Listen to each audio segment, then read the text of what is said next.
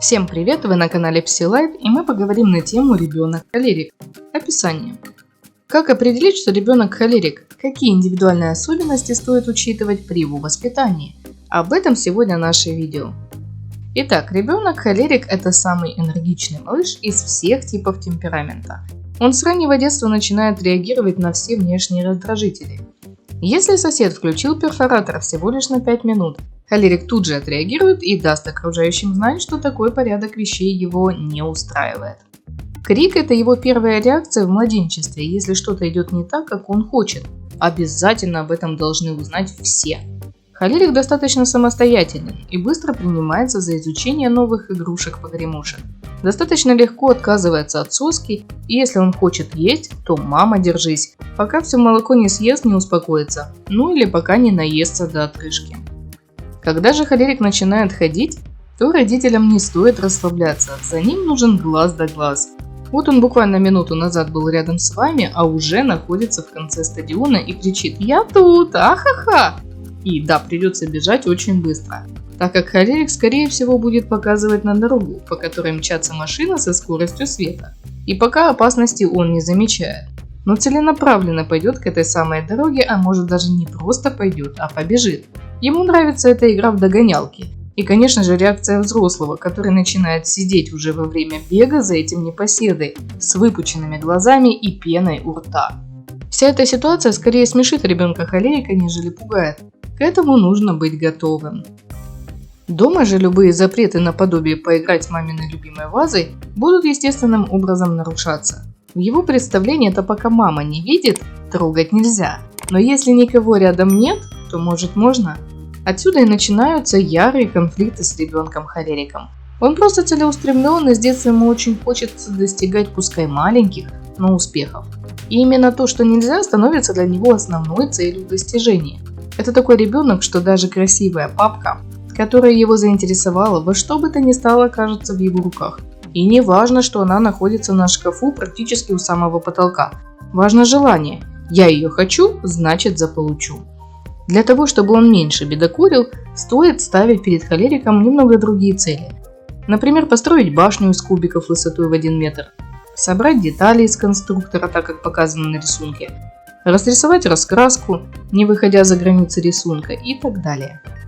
Что же касается похода в сад, как может показаться на первый взгляд, то холерик очень быстро вливается в новый коллектив.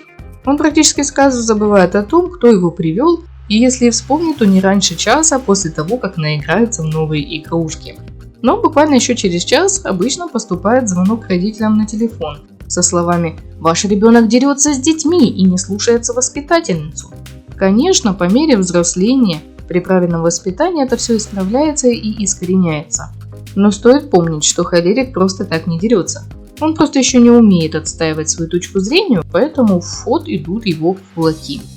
Родителям нужно научиться объяснять ребенку, что в садике есть правила, которым нужно подчиняться, что все дети хотят играть в игрушки, к чему приводят драки, и если он будет слушаться, то в итоге его ждет вознаграждение. Это может быть мороженое, новый паровозик или машинка на пульте управления. Это уже на усмотрение родителей. Но родителям нужно обязательно воздержаться от любимого занятия стыдить ребенка при других детях. С холериком это противопоказано. Он слышать будет вас только тогда, когда успокоится. А до этого момента все, что вы скажете, он пропустит мимо своих ушей. А вот дневной сон для холерика – это практически битва 1 на 1.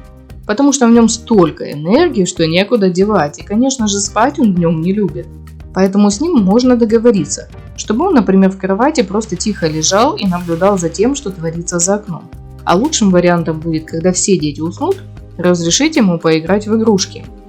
Но с условием, что если кто-то из детей проснется по его вине, то он будет в кровати лежать со всеми. С вероятностью в 95% холерик пойдет на ваши условия, только чтобы не лежать пластом в кровати. Есть еще один вариант, чтобы холерик легко мог уснуть днем, он должен быть активен весь день, то есть потратить как можно больше энергии. Но даже при этом условии рассчитывать на длительный сон не приходится. А чтобы холерику нравилось пребывание в садике, ему нужно, чтобы воспитательница давала маленькие поручения. Например, он всегда будет за помочь взрослым подготовить стол к обеду, помочь навести порядок среди игрушек или же построить всех на прогулку. Он просто обожает, когда к нему относятся как ко взрослому, и он чувствует свое превосходство. Пускай в мелочах, но это то, что ему действительно нужно. Касательно еды, ребенок-холерик практически не привередлив. Он ест все и быстро. Для него еда – это что-то обязательное, но между его основных дел. Поэтому перекусывать бутербродами он любит гораздо больше, чем насыщаться полноценной порцией еды. Первое, второе плюс компот. Холерик вообще все любит делать быстро, он нетерпелив, поэтому очень часто берет все в свои руки и нередко делает на тяп-ляп. Не особо вдается в подробности. Так уроки в школе для него становятся чем-то очень скучным. Поэтому он предпочитает разобраться с ними быстро и поверхностно. К тому же, если найдется учительница, которая попытается его наругать при всем классе, то она рискует оказаться мишенью его новых шалостей. У холерика настолько богатая фантазия, что он уж точно придумает специфическую идею для любимой учительницы. Помимо этого, спор для него – это как глоток воды. Всегда и везде доказать свое «я» – одна из главных целей для холерика. Он с легкостью может запомнить большой объем информации, но и с такой же легкостью ее забыть. При этом отвечать у доски не боится, даже если не знает материал. Он найдет, что сказать, и обязательно попытается выкрутиться. По правде говоря, он очень импульсивен, и зачастую просто невозможно угадать, что у него на уме. Впрочем-то, он и сам до последнего не знает, чего от себя ожидать.